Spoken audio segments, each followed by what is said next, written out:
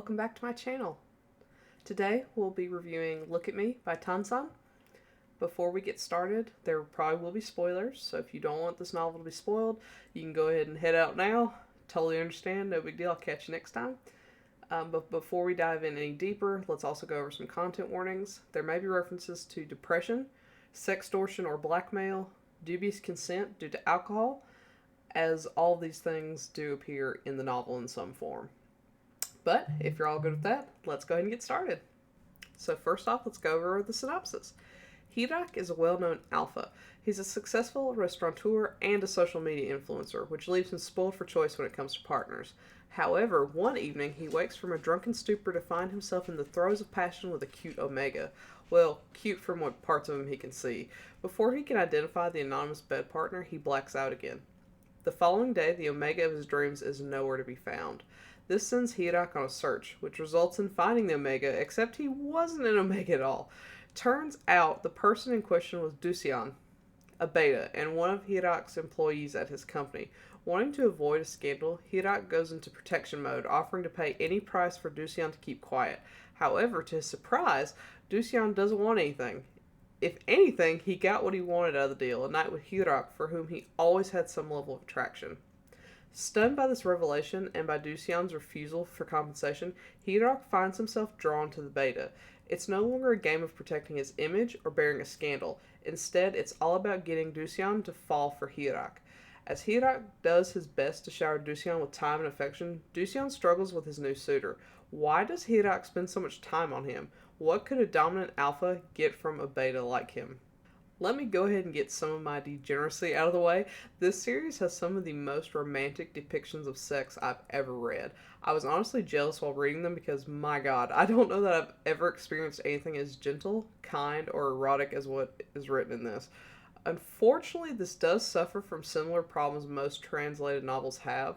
There are some chunky translations and grammatical errors, but I didn't find this all that offensive in that respect. But I have read some doozies, so I could be biased on that point. Now, as much as I love the sex scenes, Dusian is a bit cringy. He and Healy have a reasonably long situationship, I guess you'd call it, where they spend almost every day together to some extent, with Healy showering him with love and affection. Yet, at some point, Dusian asks to talk to Healy, wanting to end their situationship because he doesn't see it going anywhere. It's not that he wants to end things with Healy.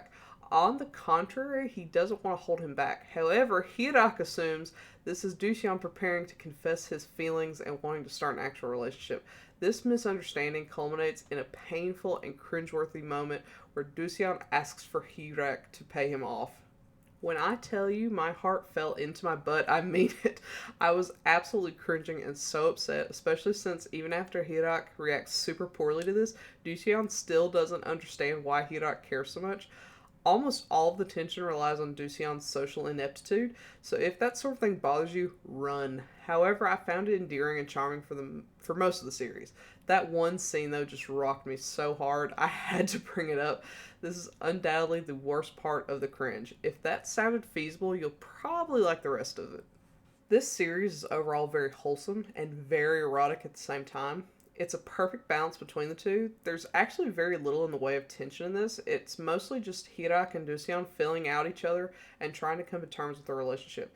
It's rather refreshing and a really fluffy read amid all of the fun, sexy time they get up to. If you're looking for something with intense drama or some tension-filled plot, you'll probably not be satisfied with this. However, if you want a heartwarming stroll through a couple's blossoming relationship, you can't really go wrong here. Overall, this is a feel-good read.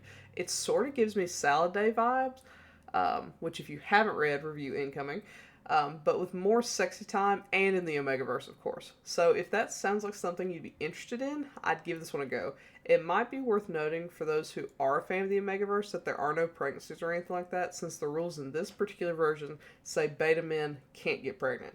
It was a bit of a downer for me since some of my favorite aspects of the Omegaverse are how they handle pregnancy, but it was fun regardless. I definitely recommend it. I do have to have the unfortunate job of letting y'all know that this has, for one reason or another, been removed from the Kindle store, which is where I initially purchased it.